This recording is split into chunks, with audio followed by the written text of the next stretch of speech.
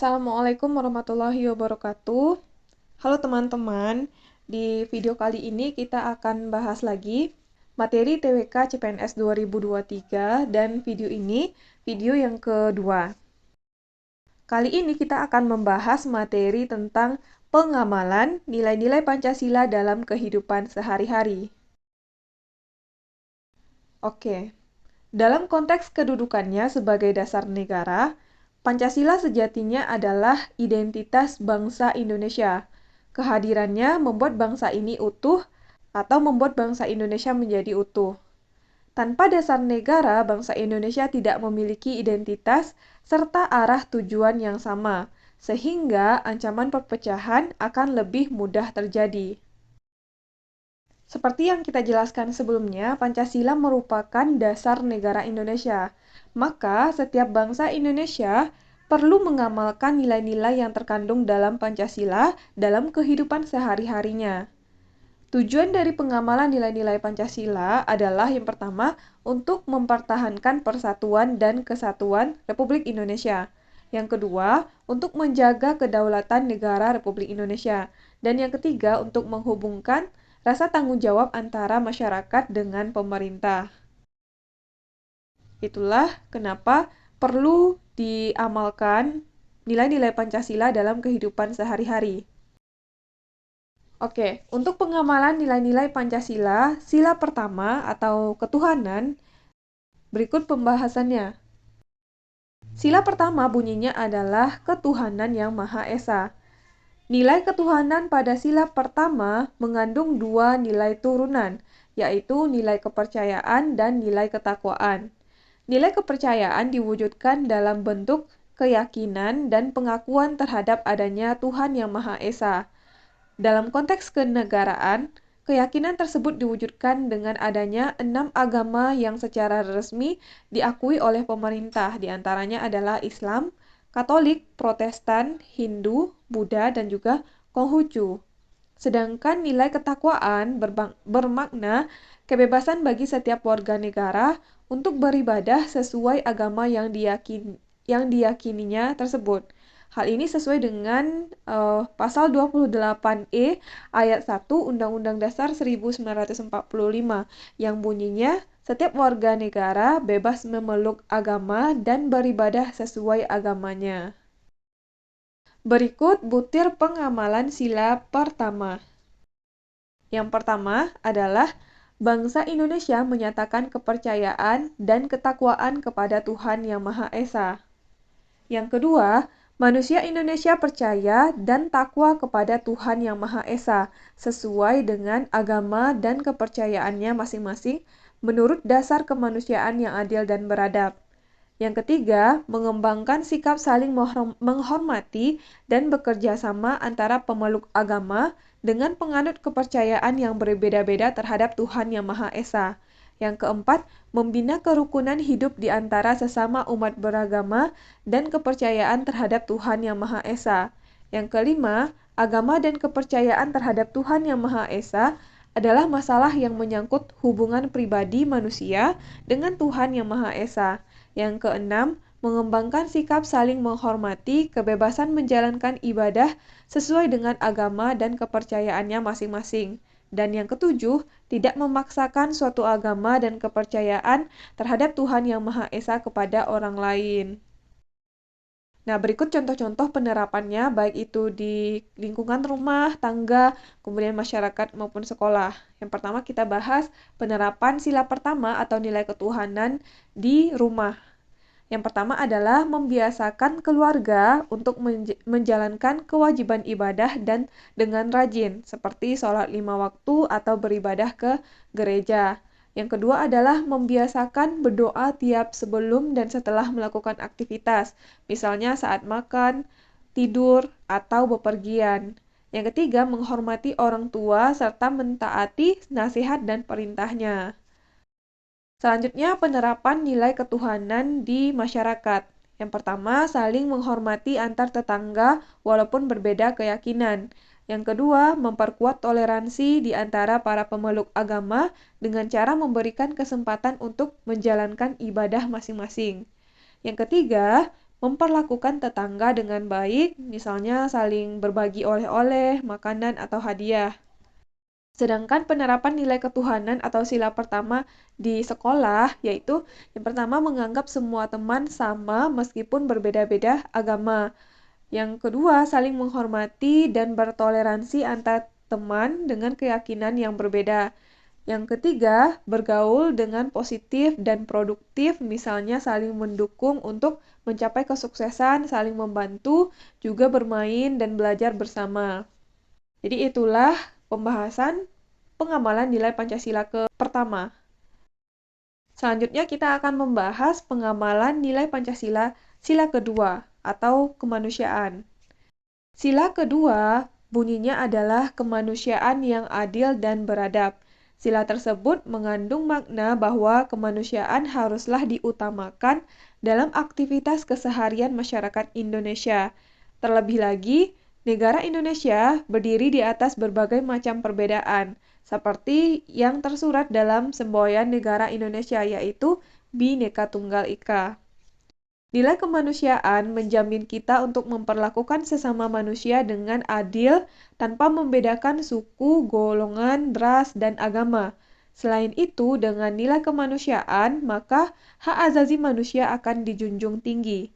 Dalam konteks negara, Indonesia juga menjamin seluruh warga negaranya memiliki kesamaan kedudukan dalam hukum dan pemerintahan, sebagaimana yang tercantum dalam pasal 27 ayat 1 Undang-Undang Dasar 1945 yang berbunyi, segala warga negara bersamaan kedudukannya dalam hukum dan pemerintahan, dan wajib menjunjung hukum dan pemerintahan itu dengan tidak ada kecualinya. Berikut pembahasan mengenai butir pengamalan sila kedua. Nilai kemanusiaan juga menjamin setiap manusia memiliki persamaan derajat.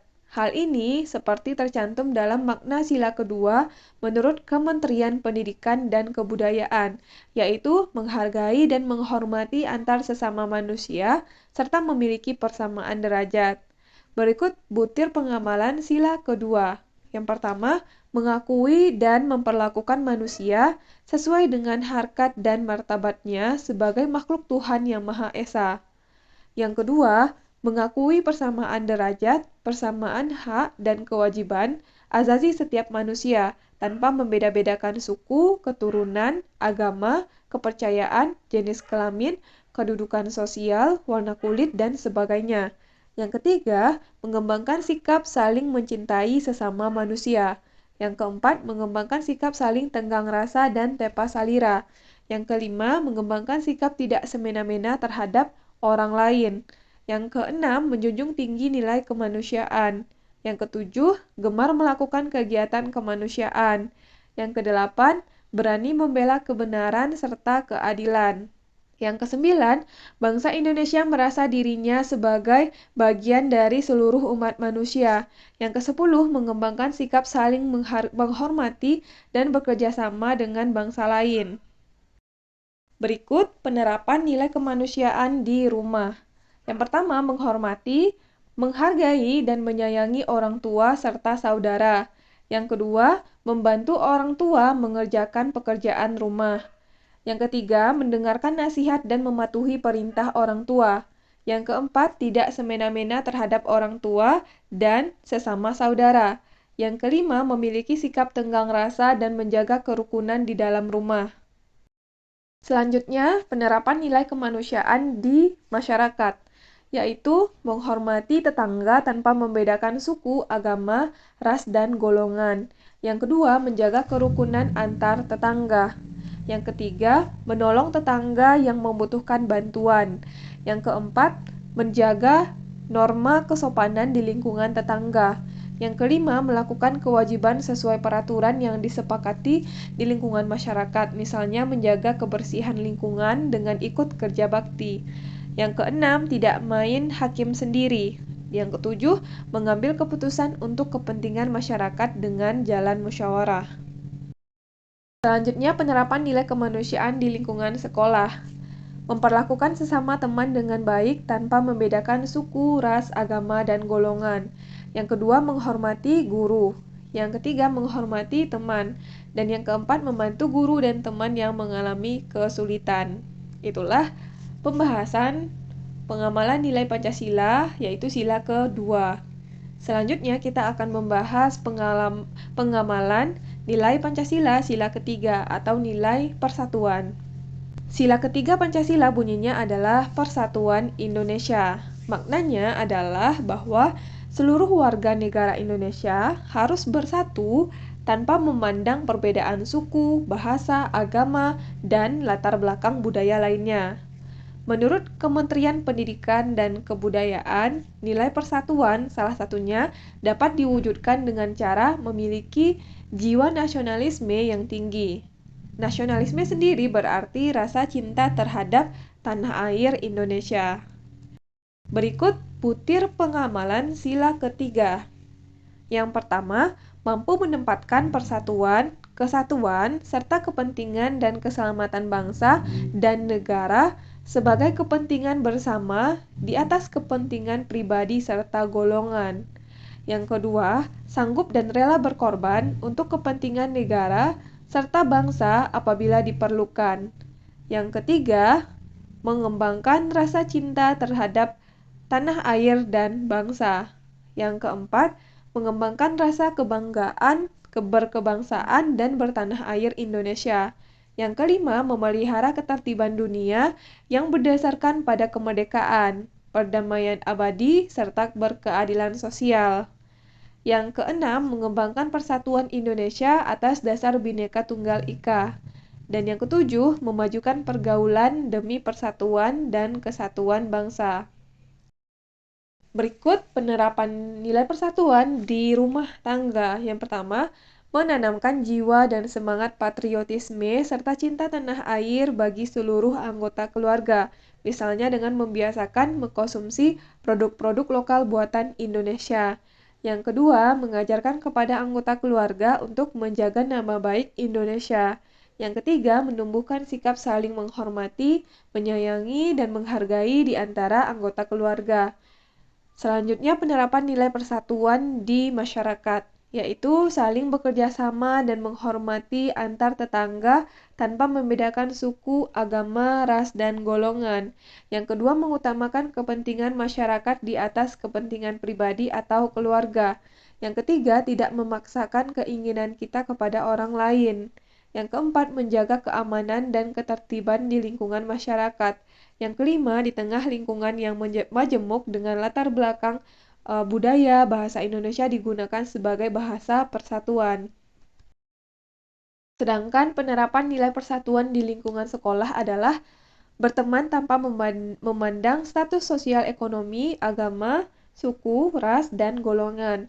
Yang kedua, menjaga kerukunan dan toleransi di antara teman dan guru. Yang ketiga, membantu teman yang kesusahan dengan tulus ikhlas. Yang keempat, mengutamakan persatuan dan kesatuan di lingkungan sekolah. Itulah pengamalan dari nilai Pancasila sila ketiga. Selanjutnya kita akan membahas pengamalan nilai Pancasila sila keempat atau nilai kerakyatan.